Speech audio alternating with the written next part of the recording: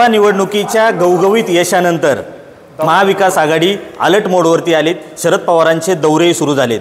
याच निमित्ताने जुन्नर दौऱ्यावरती शरद पवार असताना जुन्नरचे आमदार जे आहेत अतुल बेनकेंनी शरद पवारांची भेट दिली आणि त्यानंतर एक भाष्य केले की राजकारणात कधी काही घडू शकतं। काय नक्की सुचवायचे? आज आमचे ज्येष्ठ नेते, आमचे दैवत पवारसाहेब आज आमच्या गावात आले, त्याच्यामुळं मी त्यांचं स्वागत करण्यासाठी गेलो होतो। याच्या पलीकडे त्याचा कुठलाही अर्थ काढण्याची राजकीय गरज आहे असं मला वाटत नाही।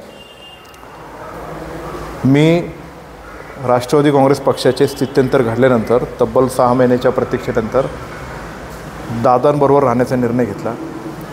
मी जेव्हा आमदार झालो तेव्हा डे 1 पासून अनेक राजकीय स्थित्यंतरं घडत गेली आणि ह्या राजकीय स्थित्यंतरामध्ये मला जे जुन्नर तालुक्याच्या हिताच्या दृष्टिकोनातून, जे विकासाच्या दृष्टिकोनातून पुढे जायचं आहे, त्याला कुठल्याच प्रकारची बाधा येऊ नये म्हणून 6 महिन्यानंतर मी दादांबरोबर राहण्याचा हा निश्चित प्रकारे तो निर्णय घेतला। आणि त्यानंतर सिंचनाचे 2 मोठे प्रकल्प माझ्या तालुक्यामध्ये मंजूरसुद्धा झाले। आता आनेपाठावर मला पाणी न्यायचं आहे, तेही वरती न्यायचं आहे।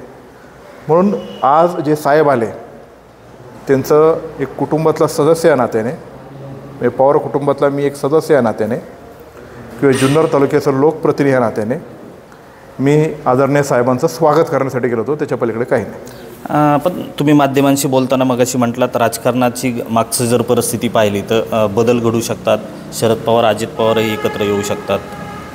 आजपर्यंत 4.5 किंवा 4.25 वर्षाच्या कालावधीमध्ये ज्या काही गोष्टी घडल्या त्यात अजूनही काय घडू शकतं ना, घडेलच असं मी म्हणणार नाही। म्हणून त्याच्यानुसार मी माझं हे कसं ठरवणार ना की मी आताच तुम्ही असं जाहीर करा। मी माझं लाईन क्लिअर आहे ना, मी राष्ट्रवादी घड्याळाबरोबर आहे।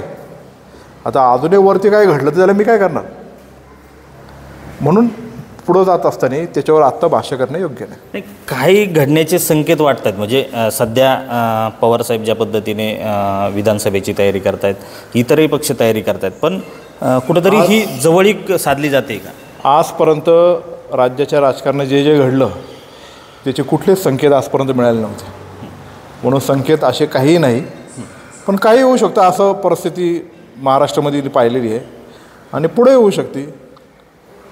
संकेत बिंकेत काय तसा विषय नाही आहे आणि मी फक्त साहेबांना स्वागतासाठी गेलो, याच्या पलीकडे काय। नक्कीच पुन्हा एकदा अतुल बेनकेंनी सांगितले राजकारणात काहीही घडू शकतं। रोहिदास गाडगे, साम TV न्यूज, जुन्नर, पुणे। देश विदेशातील प्रत्येक घडामोडींचे लाईव्ह अपडेट मिळवण्यासाठी आता साम टीव्हीच्या सर्व सोशल मीडिया प्लॅटफॉर्मला लाईक, फॉलो आणि सबस्क्राईब करा। तसंच सर्व नोटिफिकेशनसाठी बेल आयकॉन प्रेस करायला विसरू नका।